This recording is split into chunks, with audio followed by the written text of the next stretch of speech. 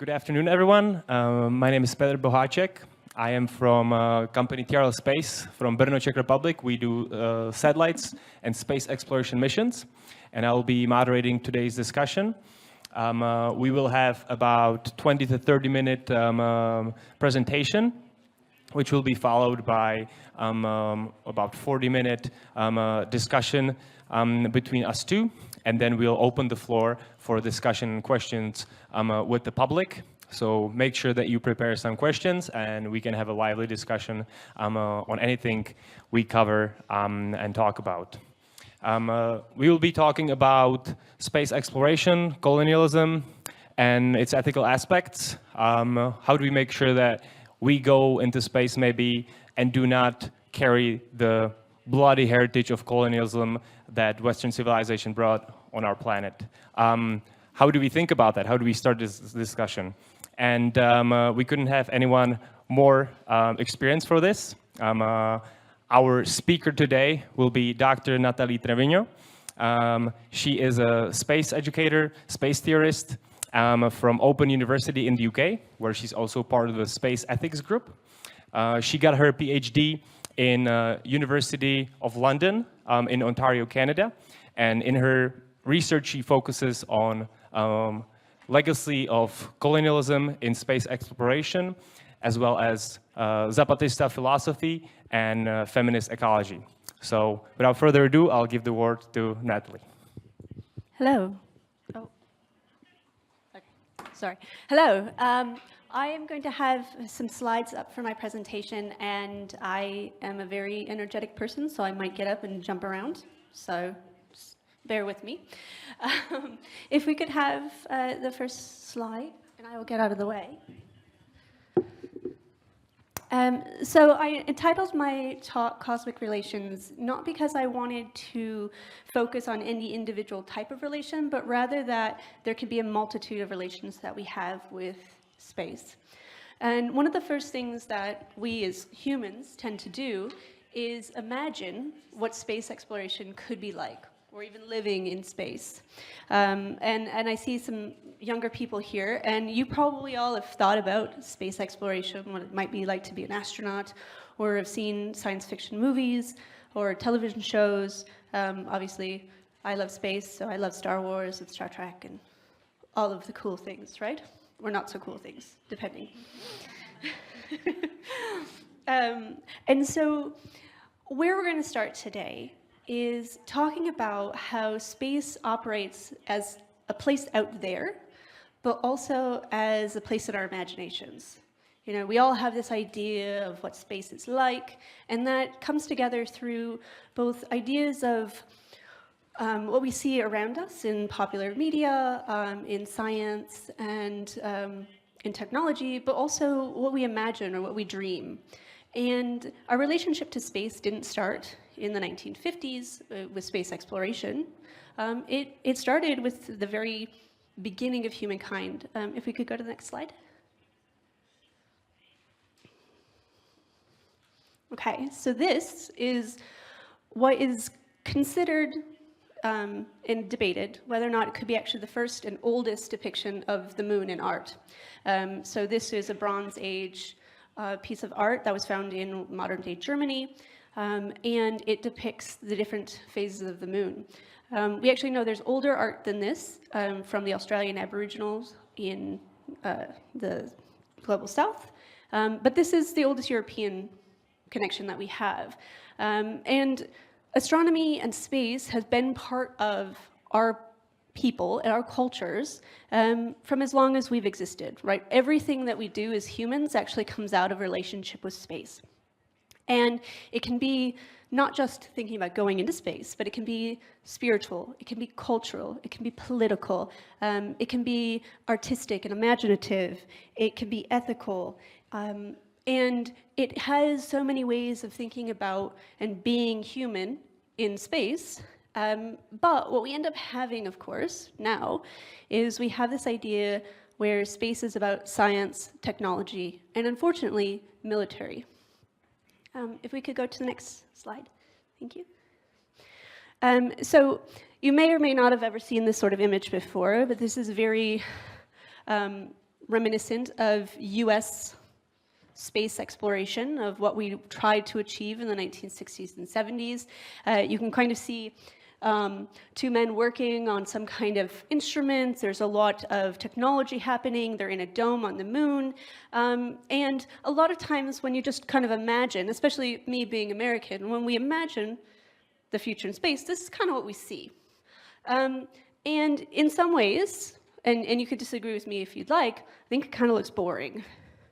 It's not particularly interesting. Like, you know, if you were in this situation, you'd probably just be on TikTok, which is kind of sad, right?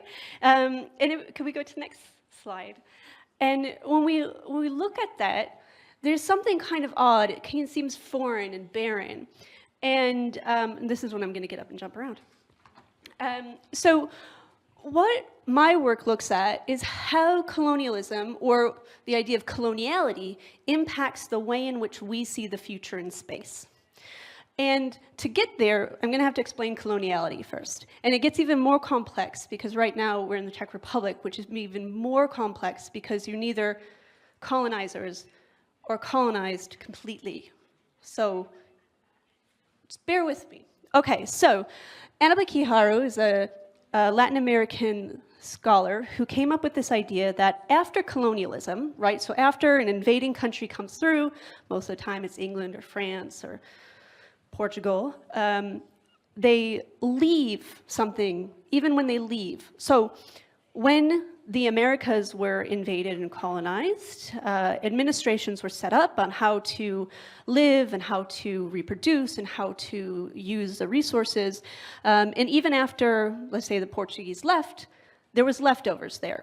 And that's what we call coloniality. So this major idea of coloniality of power breaks down into changes in economy, authority, nature, gender, and knowledge, or what we consider how we distribute goods and services, politics, how we understand our relationship to nature, gender, sexuality, race, and knowledge, so what we consider worthwhile knowing or thinking about. Now, through time, right, because the first points of colonization started about 500 years ago, all of these things have transformed. So when, say, the Europeans went to Latin America, they encountered peoples who were very different. They had different ways of understanding the world. They had different relations to their social structures. They had different ways of relating to nature itself. But if people were going to survive and thrive, they had to accept the colonial proposition, which in the case of the Western world is a lot of dualism. So we have men and women. We don't have anything else. We have what came to known as Enlightenment rationality, technoscience. We have what used to be the rights of kings, which turned into authoritarianism or democracy. And we have either, at one point in time, communism or capitalism. And now it's mostly capitalism. And what we have then with nature is, because of all of these other changes, the relationship to nature became one of extraction.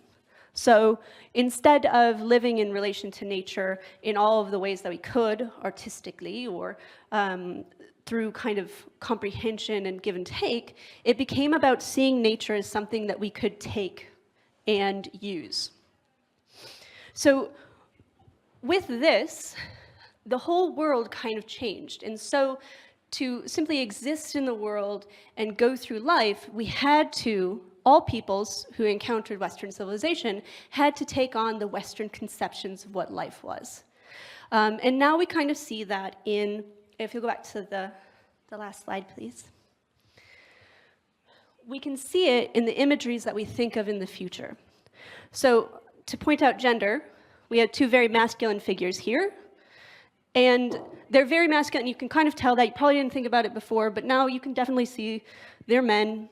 And you can kind of see an agricultural understanding of we're producing food for ourselves. Everything has to be taken away from the world around it. Everything here is industrious, so we're trying to mine the moon. We're trying to figure out what we can use to exploit and extract from it. And there isn't really any kind of comprehension of working with the nature around it. And you can kind of see that this future in space then reproduces a lot of colonial assumptions about what the future could be. And in that, it gets kind of sad, right? Because then only being hyper-masculine and presenting as a man is a good thing to have in space, and taking on roles of extractivism. Oftentimes you'll hear people in the space industry say, we want you to get into STEM, science, technology, engineering, and math, rather than we want to expand space exploration to be for everyone. So whether or not you're an artist or a thinker or a poet. And you can't really imagine a poet being here, or, well, maybe a TikToker, but, you know, we'll see.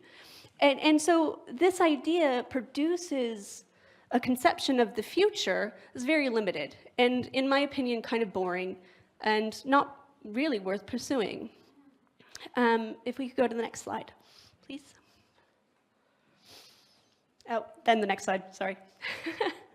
And so over the course of time, what we've seen is, and from the advent of colonialism, there's been resistance to colonialism. So never think that we just kind of came in and we swept everything under the rug, and indigenous peoples and people of different cultures and civilizations just went away, but rather that they kind of had to subsume into the Western framework and move forward with us. So in the 1970s, you have space exploration in the United States kind of coming up and being really popular.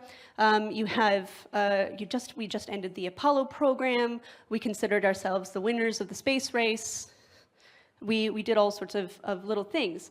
And at that time, you had a musician, his name is Sun Ra, this guy here. He produced a short film, an album, called Space is the Place.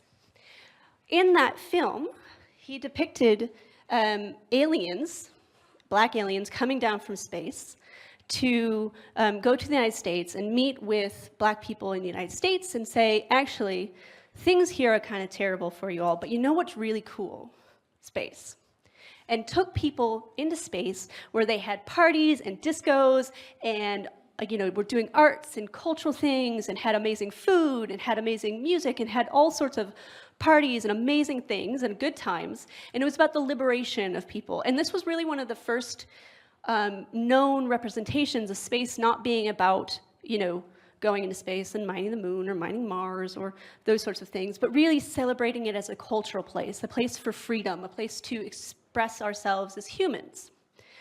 And we can contradict that with, at the exact same time this is coming out, there's Gil Scott-Heron, a musician and poet from the United States, wrote a song called Whitey on the Moon, talking about how sad it was that the United States could afford to put human beings on the moon, but they couldn't afford to take care of their own people through healthcare or equal representation or civil rights.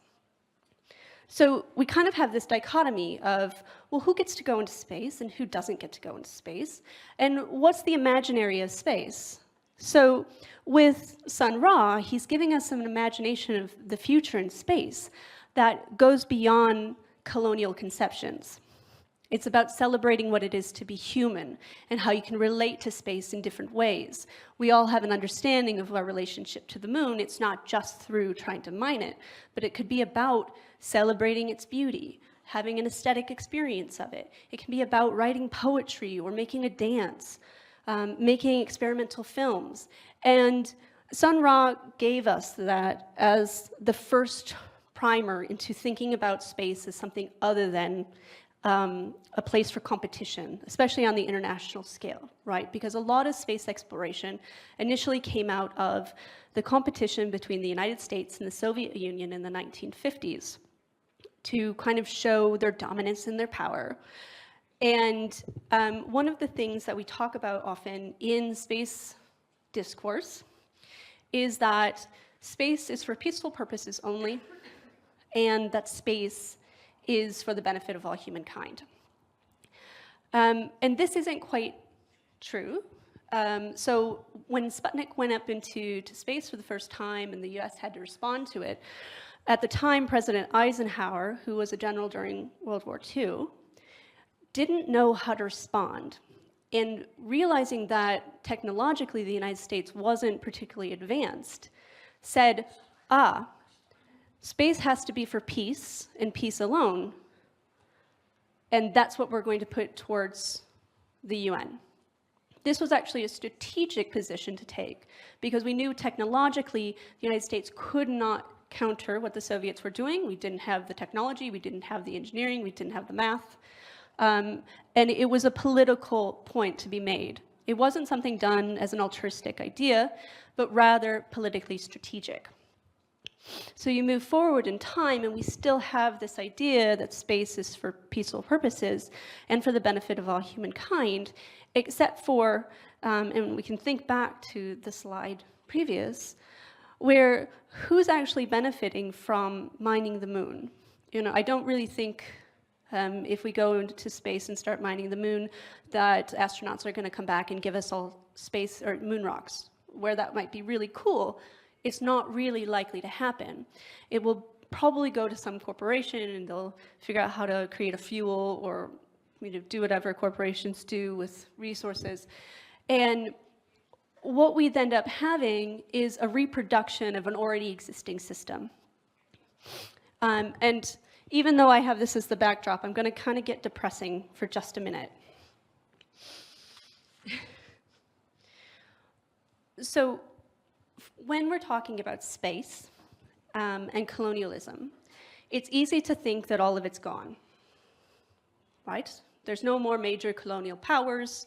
We've kind of accepted that colonialism was a bad idea, mostly, and we're trying to move away. And in some ways, some countries sometimes are trying to do what's right now. And we have this idea of space exploration being for the benefit of all humankind. And the previous speaker talked about how beautiful the imagery of the James Webb Telescope is, right? We get this amazing imagery of all over space. We see things that we've never seen before. We have, science that we've never had before. And that's incredible. And that is for all humankind, except for the fact that when we talk about space industries, so space companies from NASA or major states like the United States or Europe, 99% of what space companies do is war, not space. And so we can see a lot of the conflicts around the world right now are being funded by space companies. In fact, most space companies and space powers make most of their research and development funds off of weapons and technologies around weaponry, or space-based technologies for satellite uses of mapping for military expenditure. So when we're talking about spaces for everyone, what we're kind of doing is we're giving an image of the future that is for everyone, supposedly, that's actually being paid for right now a lot with people going to war. And that's an unfortunate reality of the space industry. Now, it's not just the wars that are happening or the wars that have happened in the past, but we also have to think of the colonial component of the fact that most major space launch sites are built on indigenous stolen land. Every place in the United States that has a launch site comes from stolen land or broken treaties. And a lot of entrepreneurs in the space realm encourage really anti-democratic or often authoritarian regimes because it reduces the price tag for their operations. Very famously, several years ago, Elon Musk said of the Bolivian coup, we can coup whoever we want to, because it was going to reduce the price of lithium. And that's where things kind of get complex, and there's still a colonial component. At the same time, we have this image of space being incredible and forward-thinking, and we get to imagine greater and more beautiful things. But the reality is that there's a lot of compromise and there's a lot of complicity happening in space. Now, I know that's all really sad, and that actually kind of makes it really depressing, but I promise you space isn't depressing. It's really cool. I mean, it'll kill us all, but it's still really cool. Okay, so now I'm going to go to the next image. So if in the 1970s we had Sun Ra giving us this idea that space is about liberation, we currently have an uptick in what we call indigenous futurisms. And that is indigenous peoples all over the world, and I use that term very broadly, imagining what it's like to be in space and live in space and work with space in a way that's not about reproducing oppression or supplying funds for war or making sure that America is the greatest on earth, as we love to talk about, but rather they get to experience the universe and engage with it in artistic ways, in spiritual ways. And you see, so this is Wendy Red Star's Walks in the Dark. This is a beautiful indigenous futurist piece talking about what it would be like to engage with the planet. Well, actually, it's a compilation, so it's not really any individual planet. So you have Venus up here in the background, you have what could be Saturn, and this is about living in space and relating to space in a way that isn't about exploitation. It's not about war, it's not about what you can take from it, but rather how you can relate to it and really experience the universe in a way that's not mediated through a political lens or an economic lens that has someone else's interest in mind. And that's really quite beautiful, right? Because then it asks questions, if space food, and how many of you have probably had like space ice cream or space snacks and they're like dehydrated, weird, chalky things. I love it, but it is really objectively gross. But then we can ask the question of what is dinner going to look like here versus what dinner is going to look like in that place that we saw earlier. One of those is going to be school lunch, and one of those is going to be something really culturally significant. And I realized, like, being here, it kind of then made me ask the question, and I did a lot of time researching this, what does Czech futurism look like? And it hasn't been invented yet. So you now have homework to come up with, what could that look like? What would that be? What is the arts, or what is the cuisine? What is the dance? What can you contribute to space that isn't trying to grab something from space to get political power or to get economic power, but how can you relate to space in a way that's very individualized, that's very much cultural, that doesn't have to follow either the US or China or Russia, but is in your own way a way of relating to space that might not be always going there, but is a way of interacting with it in a way that is so much more human than not. And I'm going to start closing out. If you could go to the next slide. To then kind of go back to this idea, as the previous speaker mentioned, a theoretician named Sylvia Wynter, and I'm also going to bring up Sylvia Wynter.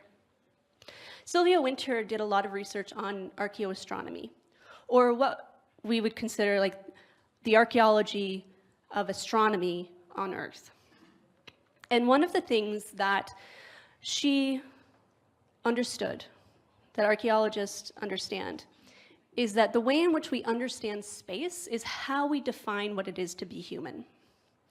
And so right now, the prominent way of going into space is to think about it and how we can exploit it. What can we go? What can we get? How can we use it for our own benefit? And that reduces being human to exploiters. And that is the colonial way of looking at the world. What can we get? How can we take? What can it do for me? And if that's all it is to being human, well, that's really quite, well, sad, isn't it? Because we're all much more than that. And so if we take on Sylvia Wynter's idea that how we relate to space makes us human, then we can ask, well, how do we want to be human? And how does that open up ways that we can relate to space? And as the previous speaker mentioned, Sylvia Wynter thinks that being human is really about storytelling. And so how do we tell ourselves stories that we have in the universe? And how do we want to tell those stories? So I'm going to end there and turn it over. Thank you, Natalie. Thanks for slides. Yeah.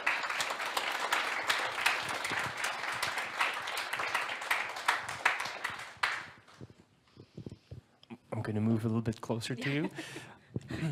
I mentioned that we will have maybe 30 or so minute discussion between us, but in order to keep it more interactive, if the presentation triggered any questions right away, feel free to raise your hand already, so you maybe do not forget it, and you can keep your fresh idea and question in place. So that's just to encourage you. If anything comes to your mind right away, just raise your hand and we can include you already.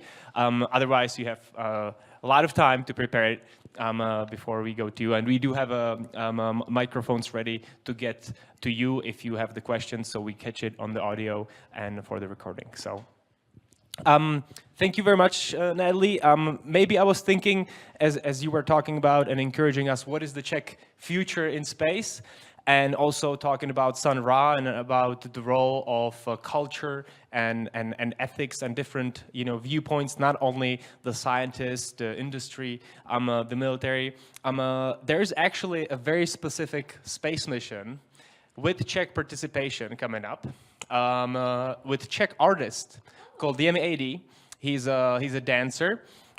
He has a very successful dancer, and he's also was featured in Apple commercials, which was seen as a success.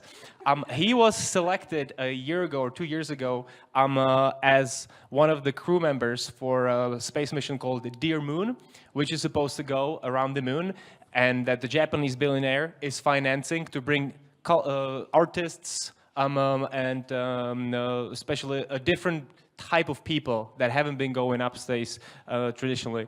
So my question maybe would be, we see that there is something that people call democratization of space, with a lot of space technologies being more available, with students everywhere around the world being able to put together small satellites and setting up there.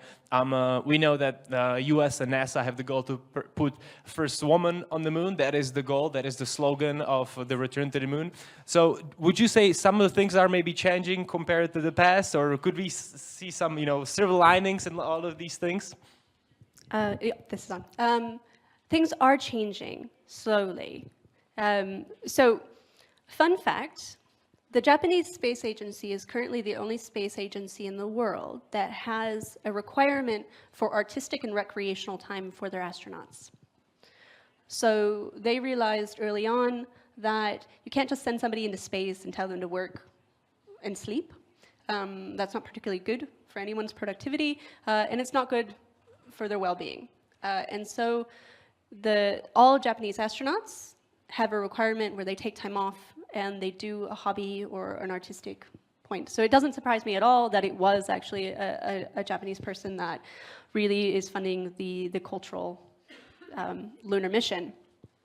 And absolutely, there is an opening up of space. Right now, you can see these conversations are happening where 10 years ago, this conversation would have never happened. None of us would be here, we wouldn't be thinking about these things. And so things are slowly changing. And I'm often asked if I have optimism about the future in space, which I do. Like, I wouldn't be here talking about any of these things if I didn't think we could change the world. And I think space is the place, not to be funny, space is the place where things can actively change because you have to build everything that goes there. Everything that we put into space, we have to think about, we have to build, and we have to put there, which means that unlike here, we can kind of just mess around and figure it out, we have to be very intentional about space. And so, yeah, the democratization of space is slowly happening, and there's still a lot of bumps in the road. But we're headed in the right path, and we're opening up these conversations that never happened before. And if they did, they didn't really get any publicity. It's a major change on the part of the United States where they're talking about the ethics of space. They're asking, well, maybe we shouldn't go there and just tear it apart and do everything we want to do. Maybe we should be conscious about this. And we've learned that directly from our engagement with the world around us. Global warming is having a massive effect on all of us. We sit here, apparently it's supposed to be cold here right now, and, it's kind of great, but bad, but great. So, yeah, we're learning and we're changing, and that does give me a lot of hope for the future, especially for younger people. I think I am jealous of the next two generations. They're going to see incredible things in space. You mentioned that the requirement at the JAXA, or the Japanese Space Agency, made me think of one thing that might be an interesting bridge towards something that I think you wanted to also talk about, which is maybe a different approach to space exploration that was displayed maybe by the Soviets, especially in maybe the illustrations. They were kind of famous by now. Yes. But during the communist totalitarian era in the Czech Republic, or Czechoslovakia, there was a requirement that any buildings, any big project had to spend a certain amount of budget for, let's say, artistic and decorative aspects. Obviously, that was used to portray the lead figures and the leaders and whatsoever. But a lot of times, it was used to just add some additional artistic value to a lot of the buildings. And I think architecture from that time is, in that sense, valued. So my question is, we have these measures. What are some other measures and steps we can make towards making sure that the discussion is inclusive, that our viewpoints are challenged, and that we just start thinking about how we approach space differently from what it has been in the past? That's a great question. I think one of the first things we can do is actually not be shy about talking about our actual interests. I think when it comes down to it, nobody looks at the moon and is like, yeah, I want to go there and I want to mine it. We see the moon, we're like, wow, that's beautiful, that's gorgeous. And to really harness that feeling and accept, like, it's not completely rational why we want to do these things. In the same way, it's not rational why, we fall in love or we, make art. And just accept the irrationality of this component of space exploration as fundamental to being human. And that, I think, is really beautiful, and a way of engaging with it and always bringing that to the table. If there are young space enthusiasts here, maybe they'll be at NASA in the future, and somebody very famously back in the 1980s, Carl Sagan was on a team of researchers who was putting the probe on Venus, and he begged and begged and begged. He's like, just put a camera, just a camera. We just want to see a minute. And all the researchers knew, Carl Sagan knew, it's going to burn up. It's going to be nothing. You won't see anything. Of course, it did burn up. We actually only have a couple photos of Venus, the surface of Venus, actually from the Soviet Union, not from the United States. But to always be that person to say, this is the interesting thing. Let's make a human component of it. Let's really think about who this is for, not just data, but for us.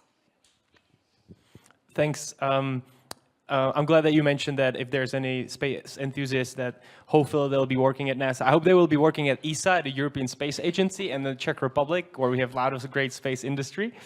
But I'll be keeping track with you if you guys have any questions. I see one question there, so maybe to keep it interactive, if you guys could, do we have a microphone here, please, for a question here in the middle, maybe? Yes, thank you.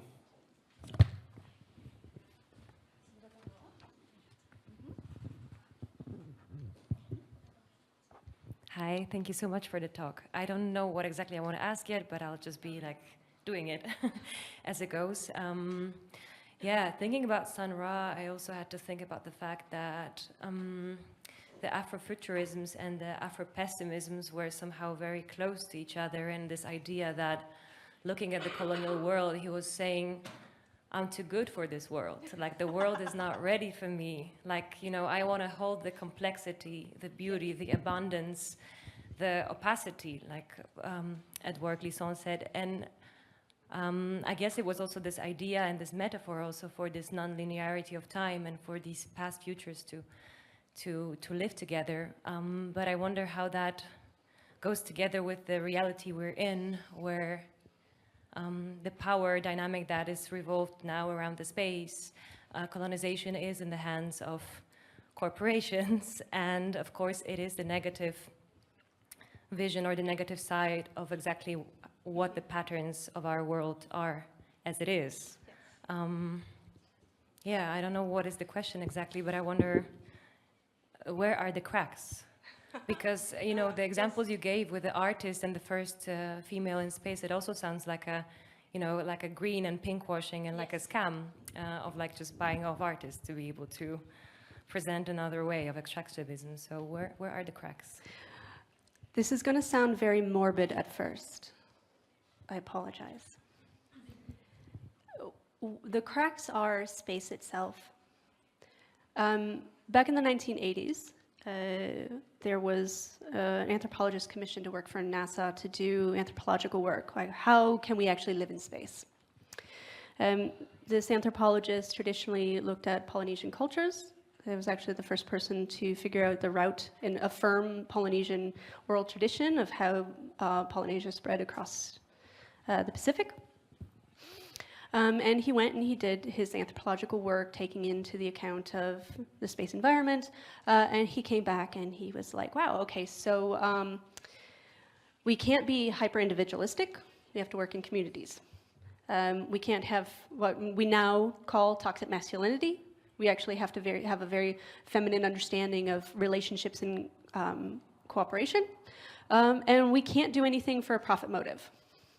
Now, this is someone talking in the height of Reagan, the United States, where everything is about capitalism and individualism and making money and greed is good. And he went with his report to NASA, and NASA was like, no thank you. And it was buried amongst the archives forever. What that tells me, though, is we're going to fail until we change. We cannot live the way we live on Earth in space because we will kill ourselves. And that's where the crack is. We are going to fail until we change. And I think that's actually how the powers that be, so whether or not we're thinking about, you know, late stage capitalism or nation states, they're not going to succeed at this because the very idea of the way they function doesn't make sense in an environment that is so extreme as space. And in that way, it's quite hopeful. Will people die? I think, unfortunately, yes. But what that means, though, is that we will not be able to be hyper-individualistic. We won't be able to have the violence of the modern world that we normally have. We won't be able to take all of those things that we now use to succeed in this world. They're not going to work. And that's where the Afro-pessimism and Afrofuturism line comes from. It's, you know, in some ways, the worse things are, the more we can see a way out. And for me, looking at space right now, where we have these, you know, you have SpaceX, who's like, we're going to put 100 people on the moon, and we're going to use indentured servants to do it, and we're going to have robots and do all these things. Like, that sounds like, no, sorry to swear, that sounds like hell. And it's going to fail. But the thing that succeeds is going to look more like Afrofuturism or indigenous futurism or culturally based conceptions of the world. It's not going to look like Elon Musk's future. And that's where I think the cracks lie. But on top of that, doing Earth-based justice work is really essential to changing the future in space. You know, you can't just think we can change things in space without, you know, going to protests or, you know, living out your values or challenging your politics or challenging the people around you. Or in the United States, we have this joke where, you know, you tell your conservative uncle to, you know, shut up.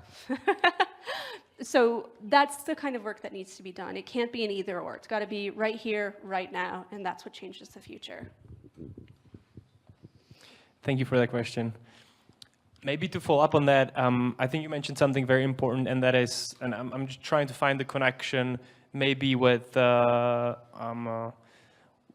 viewpoint as a representative of the bad industry, and that is, you know, why we want to go to space, why we want to explore. I think a lot of people, when they talk about it, they talk that it's in human nature just to keep exploring.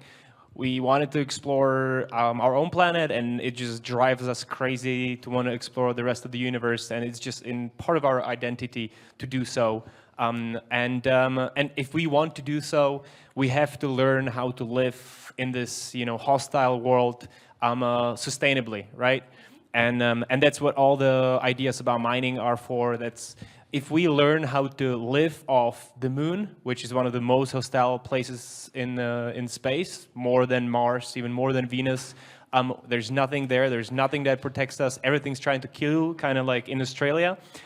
But the idea there that I think connects with sustainability is that if we learn how to live sustainably without delivering everything from Earth on the moon, using local resources, that will help us to live sustainably on Earth. And we have a lot of examples in space technology helping us down on Earth, solar panels, water circulation, electrolysis is one of them, and use of hydrogen instead of coal that is being explored in space. So I was wondering, you know, if we take this view and come back to coloniality that you talked about, and the view we approach nature and just resources, how do we maybe connect them? Because in space, there is not a nature that would help us.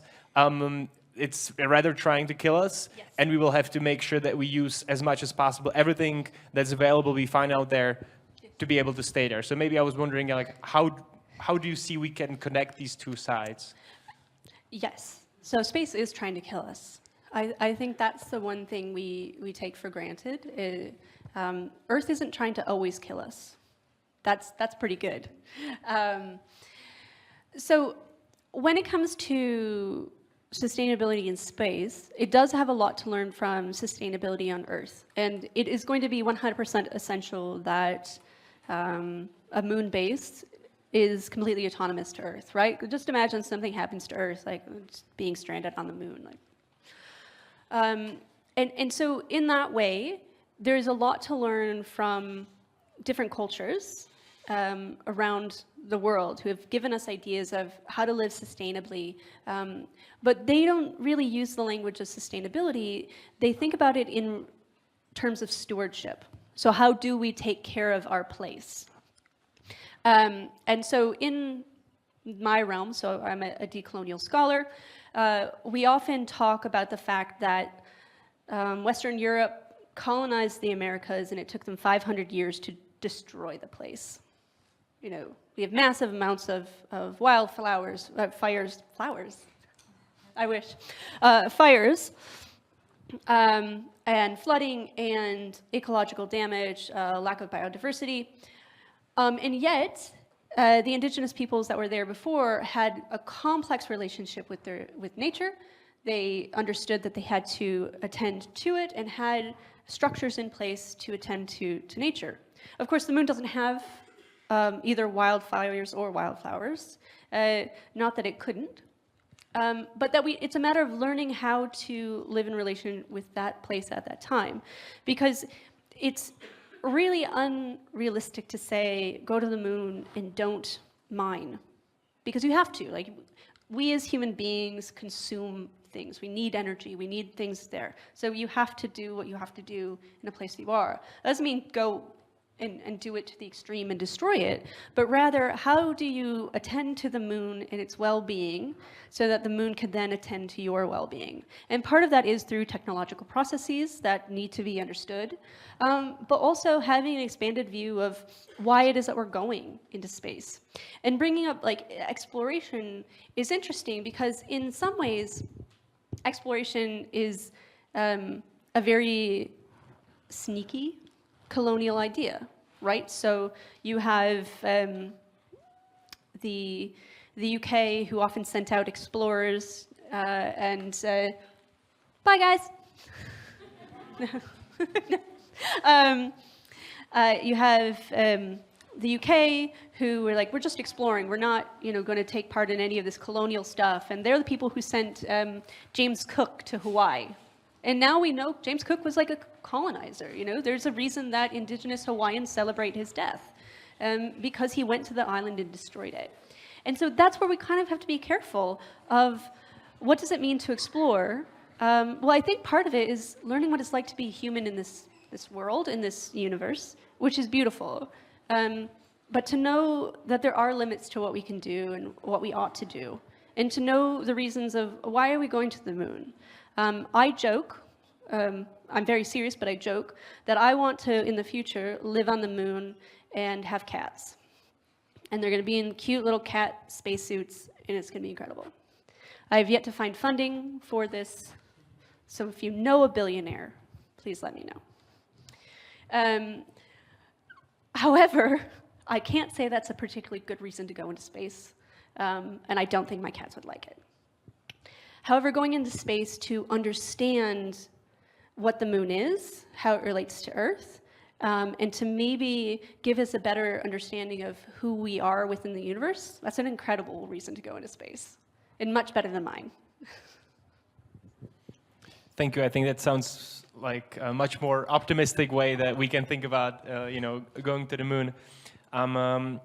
But I think if we agree that there's a good, valid reasons why we need, as a humanity, to go maybe to the moon first to understand ourselves, what it means to be human in space, that there are some aspects of that or some signs that we are looking into space differently, taking more perspectives and point views more more in regard.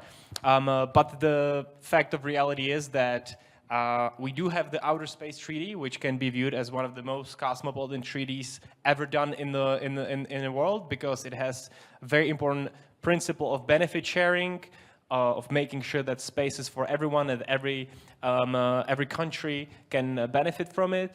It has all these very positive aspects. Obviously, they were crafted under the pretense of geopolitical rivalry between U.S. and Soviet Union to keep the other big power in check. But despite this, maybe development and positive changes towards space being more inclusive, the fact of reality is that we are kind of going back into the Cold War logic. We have the Artemis Accords, led by the U.S., big bilateral legal treaty, and big program that the U.S. has drafted. The Czech Republic has signed it this year as well, as I think 24 or 5 countries. And on the other hand, we have Chinese plans for colonizing the moon and exploring outer space. It's under the International Lunar Research Station that they include other countries. Obviously, the other bloc, the Russia, I think Pakistan recently joined, and other countries. And we're kind of going back against this, bipolar, Cold War type of a logic. So where's some light? Is it just the same old repeating of the coloniality? Where do these corporations land in this big powers game that is back on the moon? Oh, we don't know. So it's interesting. So the Artemis Accords, I'm not a big fan of. I think it's the U.S.'s grasping at still being a global space power and trying its best to stay in the lead. And I think that there isn't really a good reason for the U.S. to kind of be leading this coalition. If you go and you look at some of the justifications that NASA is giving for going to the moon, they're really quite flimsy. We want to inspire the next generation. What does that mean? We want to benefit for all humankind. Still very abstract. And we want to build an economy. Well, the U.S. always wants to build an economy. That's what we have Latin America for. That was a joke. That was a joke. I'm gonna get fired. And so it's not particularly a good reason. And not only that, it's not well funded either. The chances of it actually following through, pretty limited. We've had these attempts at lunar exploration before, very famously in the 80s, in the 90s, the 2000s. And the changes of presidents change our directions in space, with the one exception being the Artemis program, but we don't know if that continues.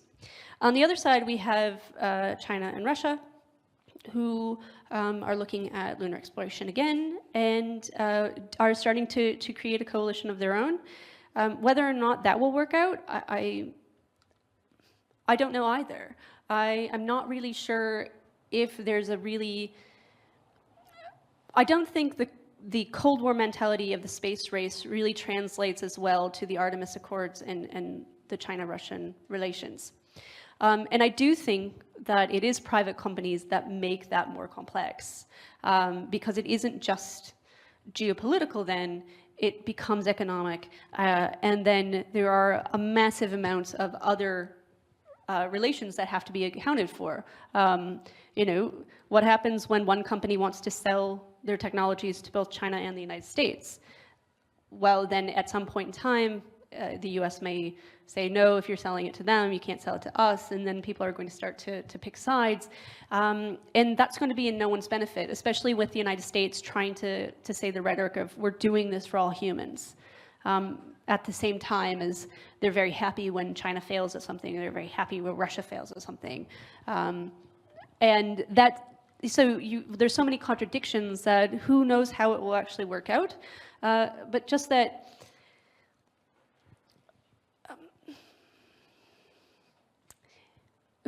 I don't know. I think that's one of those things we're just gonna have to watch.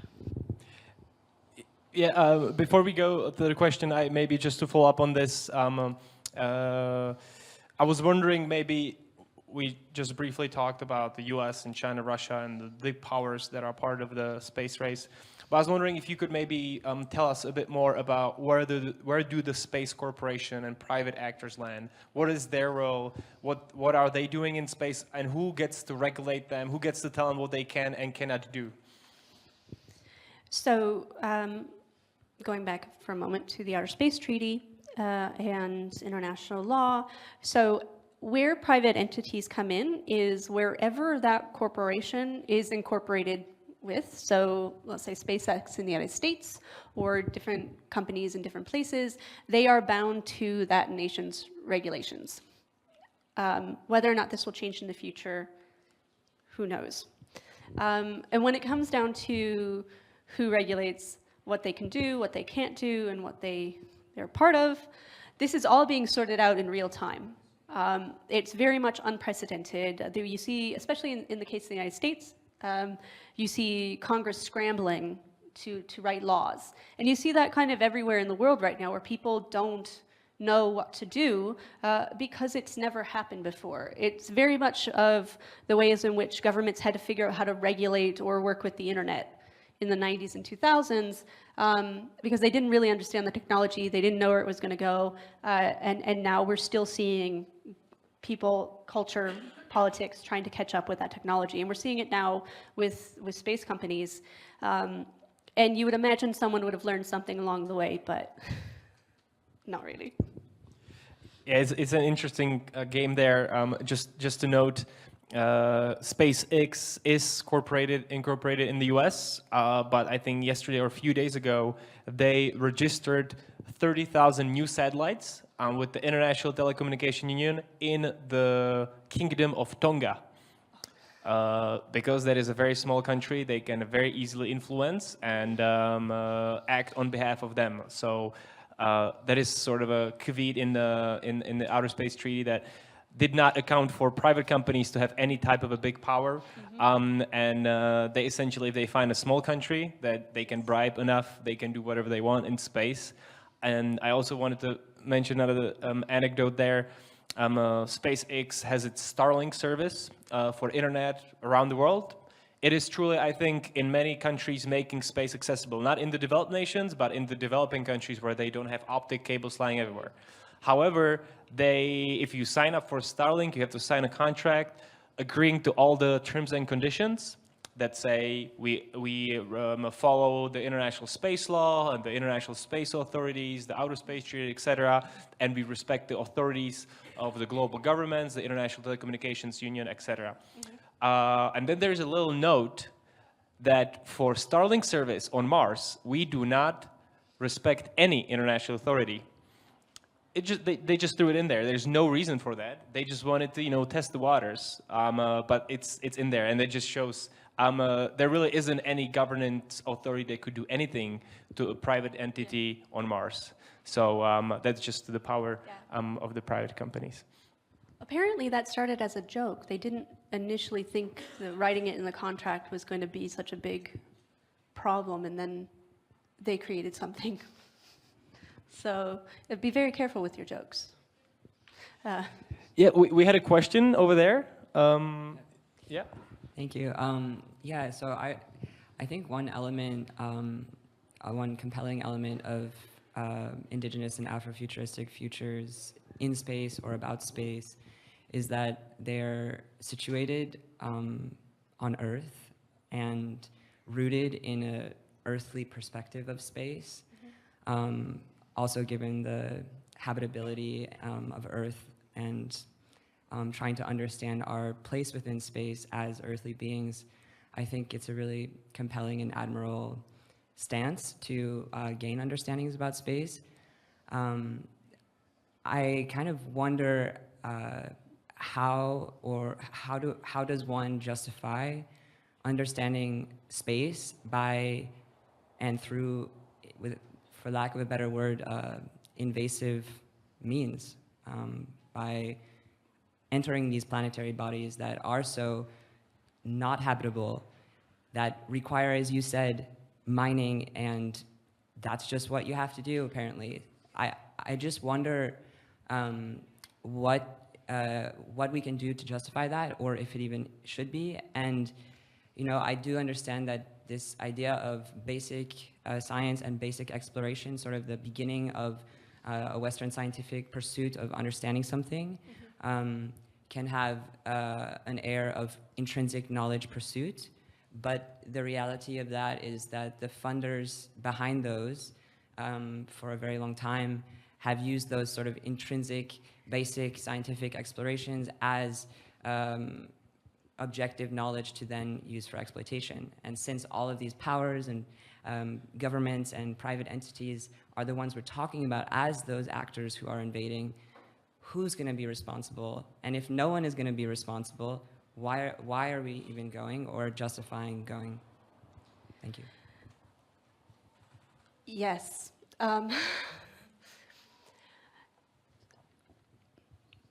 So I don't think there can be a justification for going to space at all. Arthur C. Clarke, a very famous space enthusiast from the mid-century UK, once said that there was absolutely no real justification for going to space. You can say, oh, we're going for glory, or going for this, or going for that, we want to, stick a flag on the moon, or whatever. But really, it just doesn't exist. However, if you're going to go into space, because of the world we live in, we need to justify it. So the desire comes before the justification often. And that's why you can see amazing people get caught up in these really horrific paradigms. I often go back and think about Wernher von Braun, the Nazi scientist who was brought to the United States and worked for NASA. He put us on the moon. He loved space so much that he was willing to work for a totalitarian regime to kill millions of people so that he could build a rocket to go to the moon. That's, to me, not loving space. That's being incredibly selfish with understanding space. However, any one of us who wants to work in the space realm also has to sign that exact same deal with the devil. And we need to admit that and be accountable to it. Right now, as I sit here, the work that I do unfortunately contributes to the deaths of millions of people. And that's where it goes beyond space. and it goes back to indigenous conceptions of the world. We absolutely need to change the way in which our world works here and now to be more equitable and just. And that has absolutely nothing to do with space. And I don't think we can ever go into space and really engage with it in a way that is satisfactory without being colonial until we start to change our ways on Earth. And as I mentioned before, I think we're going to repeatedly fail in space until those changes are made. And I think that's where being rooted on Earth is essential to understanding how we can go into space. Because the moment we can make peace here, and the moment we can figure out how to live in relation here without destroying it or overusing it or constantly being at war with it, we're going to be able to figure out how to be up there. And I do think there are places in the solar system we shouldn't go. You know, the dark spots on the moon, there's a lot of work being, lots of work trying to stop people from going there. Yet at the same time, it's most likely the place with water, and so lots of private companies want to go there. And that comes down to, and not to be trite or overly simplistic, we're not going to have a global revolution that overthrows capitalism and, you know, we have this amazing utopian future. It's step by step, it's the fight along the way. And that goes for space exploration just as much as it goes for changes in science or healthcare or arts or culture or anything else that we produce as humans. It's really the fight along the way. Thank you. Just one follow-up small question. I was wondering if you had any examples of indigenous or Afrofuturistic space visions that involve invading space or entering space on spacecraft in a really, not in just an imaginative way, not saying that that's not enough in its own, but in a way where that is part of the goal. Or if it's more that the people who are referring to decolonizing and these futures in space are, for lack of a better word, kind of appropriating these ideas as white people in power to justify continuing their rationale. So unfortunately, right now we only have the imaginative. I'm going to bring up the Zapatista because I love them. They're great. Everyone should research them. So a couple years ago, maybe 5 years ago now, there was an incredible Mexican artist who created an exhibition called Zapatistas in Space. I highly recommend looking this up. It's absolutely beautiful. And for those of you who aren't familiar, the Zapatista are a revolutionary group in the south of Mexico. They work in autonomous, indigenous rooted ways where they create communities that produce education, healthcare, food, for the indigenous populations and anyone who needs it. When they initially started their revolutionary work, they literally said, "We seek dignity in water." And that has kind of been their motivation. But they also say they are trying to fight for a world in which many worlds are possible. And in that, they are trying to produce as many possible ways of living and relating to not just the cosmos, but other people in the world as they can. And I think what we need to know is that the decolonial work that's happening on Earth is happening for Earth. It will, in effect, in some way, affect space in the future. But there is no decolonizing space. One, because decolonization is not metaphorical, it's not out there. It is literally returning indigenous lands to indigenous peoples for rematriation. And it is correcting the problems of colonialism. What I try to do in my own work is to open up that space for other people to have imaginations about a different world. Because what I have found, mostly when it comes to working with people in space, is that their minds are colonized. They can't see a different future. And that's where it gets dangerous because of this idea that there is no other future other than the one that the US has produced, or at the time the Soviets had produced, or even now with the Artemis Accords. And so it's opening up for possibilities, while also doing the work on the Earth.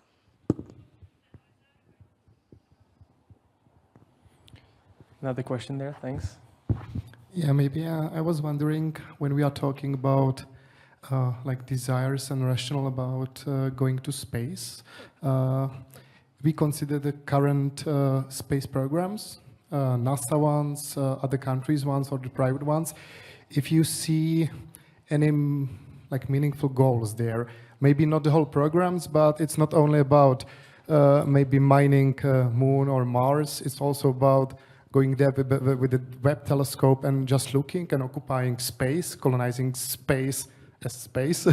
So if there are some small aspects of like particular programs you like personally. There's some. As a critic, I tend to look at everything and just rip it apart, but I don't like to do that as much. I think imagery is actually really important. So I am part of the Just Space Alliance. We are a group of people who do work on social justice movements within space, and we actually were some of the primary people kind of fighting against the James Webb Telescope naming.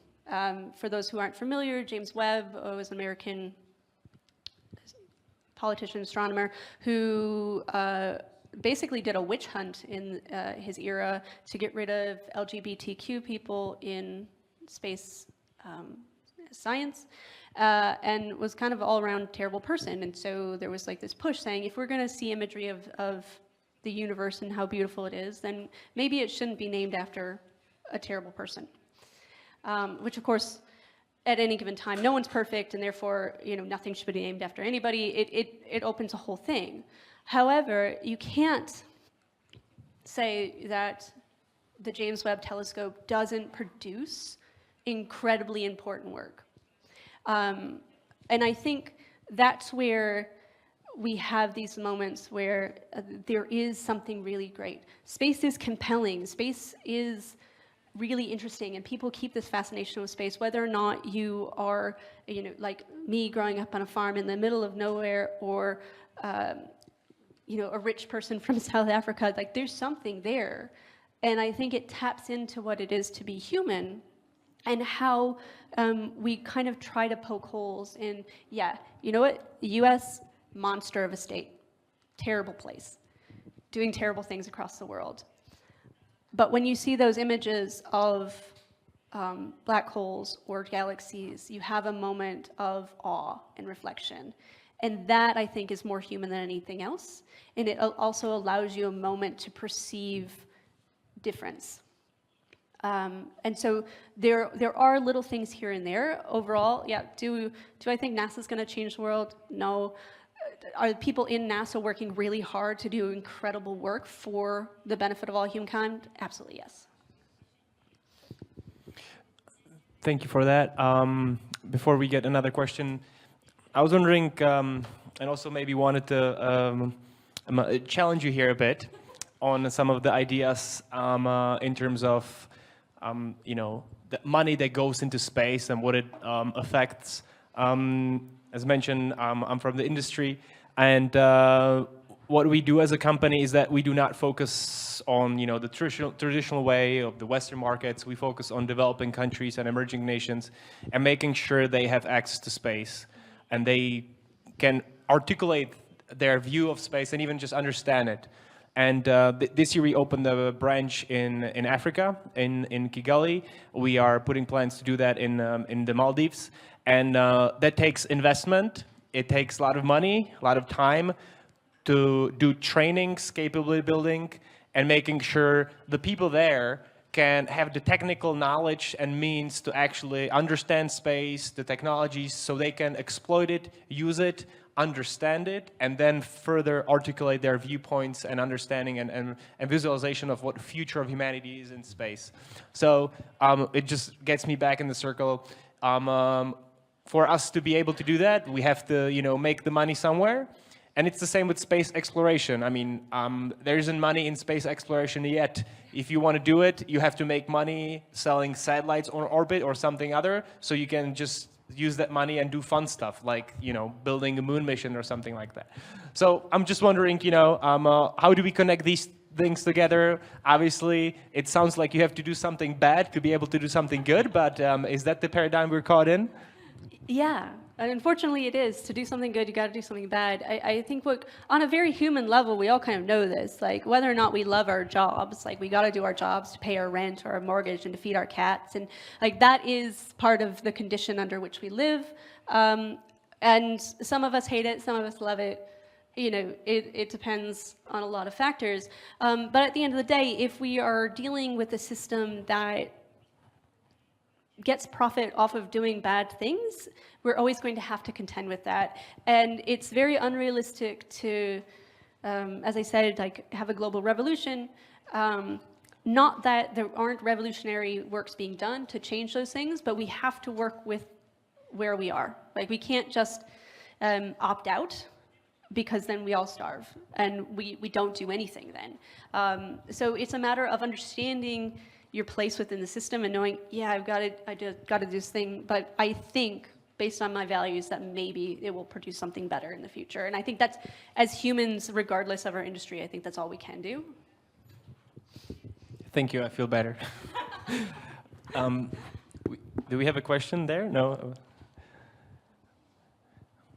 No questions here, so we have a few more minutes for you guys to think of some more questions. We'll continue in the meantime. We talked about how we'll just have to figure it out, how to do it in a more maybe inclusive, sustainable manner down here on Earth, as well to do it out there in space. And maybe in space there isn't a more urgent example of this than the thing called space traffic management, or the collision avoidance on the orbit. And there's, you know, 4 years ago, there was about 2,000 or 3,000 satellites. Now there is about 6,000 satellites. By the end of the decade, there will be more than 100,000 satellites. Half of them, or more than half of them by now, are owned by Elon Musk, Starlink. So he essentially owns, you know, not Earth, but the orbits around Earth. And there's an increasing amount of collision warnings, a growing amount of collisions, and there's this risk that you will have a chain effect with one collision creating a lot of debris and then leading to another and another, to a point when the whole Earth will be trashed with debris and we won't be even able to launch a rocket because something will hit it and destroy it. So some sort of a, you know, space version of what we're doing down here on Earth. Just trashing our orbits.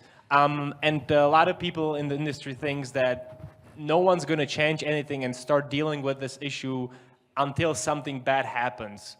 A lot of satellites, you know, stop working. We stop getting, Google Maps, and credit cards stop working, and weather forecasts stop working, and we won't be able to get to work, communicate with each other, because all that depends on this. So, based on this premise that something bad needs to happen before we move forward, in space it gets all a bit more serious. Yes.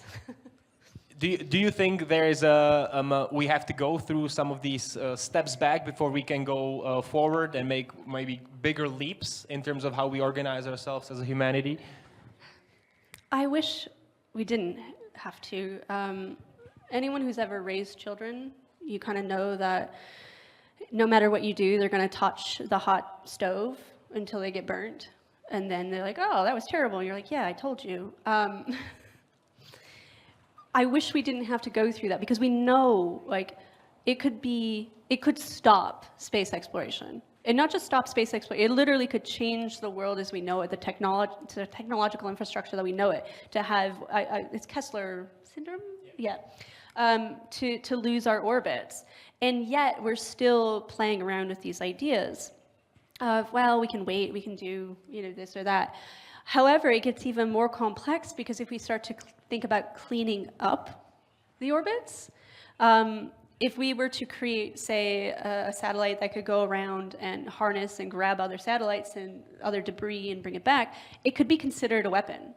right? It could be aggressive. And then all of a sudden, you've got people being like, whoa, whoa, whoa, you can't do that, because what if, they decide that there's going to be espionage and go and, get rid of all of Starlink? Or so these things become incredibly complex really quickly. And yet, and this is me being really optimistic, at some point in time, people are just going to have to get trapped in a room and figure it out, and we don't let them out until they do. And then the work can continue. I hope that we don't lose low Earth orbit, because people are playing chicken until the end, because it would be really bad. It would change the world, really, and not in a good way. I mean, we have the Kessler syndrome, we have the climate crisis, and then there's another catastrophe in terms of, for example, collision with an asteroid. Some of you might have seen a movie called Look Up. It is actually very accurate in terms of how the planetary defense international community works. There are actual positions in the movie that actually exist that are to coordinate global planetary defense.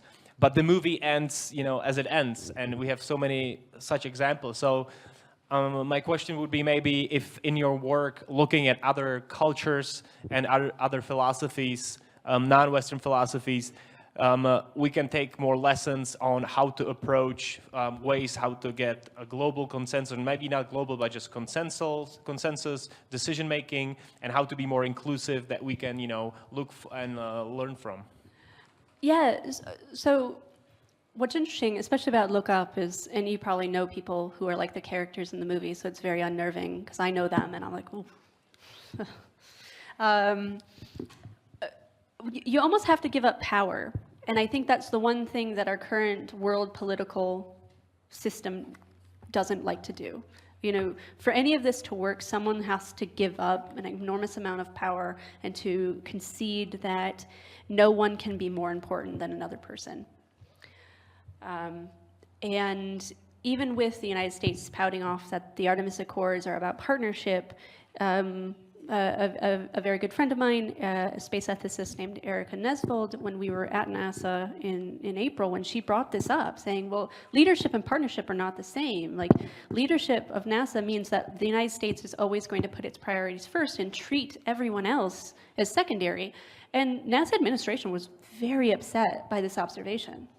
Like, no, well, if the U.S. can still be in the lead and be the best at everything and get all of the things that we want, and, you should just be happy that you're along for the ride. And that's not going to work. Like, that doesn't produce results that change the world, that creates a status quo and recreates a status quo.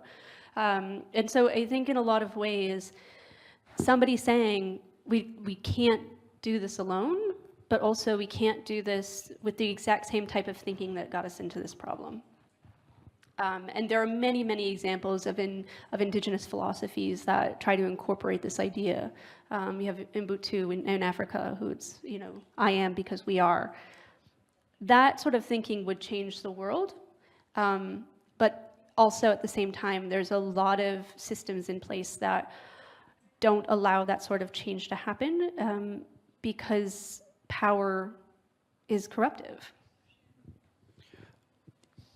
Do we have any questions maybe that would enlighten up a bit this discussion? If not, I'll continue with the more pessimistic way.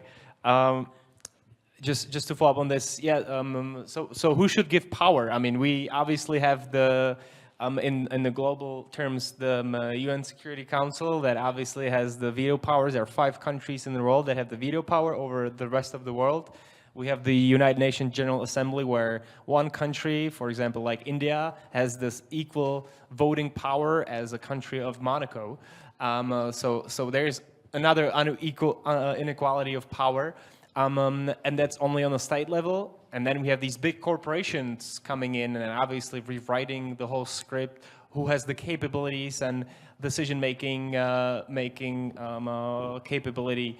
So just looking at it from this perspective, it kind of sounds like we do need a Kessler syndrome and some sort of a crisis to give us a restart so we can think about things with fresh mind. In some ways, yes. But I think about this because I deal with a lot of indigenous thinking and indigenous ideas. 500 years ago in the Americas, and even in Africa, the apocalypse happened. You know, their entire worlds were destroyed. And everything changed, and it didn't get better. And I do want to remind us all that the world ends in some way every day, and it still goes on. I don't think we need to have horrible things happen to change. I do think horrible things happening produce a catalyst to change. And so in a lot of ways, we'll think about, you know, Marxist conceptions of the vanguard, and, you know, there's a small subset of people and they're like, we figured this out, and they caused the change. But that's not realistic. But in Zapatista philosophy, they have what they call the rear guard. And that is leading through listening. What do we have to do to exist in this world? Well, you know, most people don't care about whether or not we go to the moon. They do care about whether or not their grandchildren are healthy and fed. And attending to that will actually make it a heck of a lot easier to go to the moon. And I think that it shouldn't have to be a catastrophe to change the world. But I do think that if we don't, there will be massive mental catastrophes. And that's why I always go back, do what you can in the places that you are.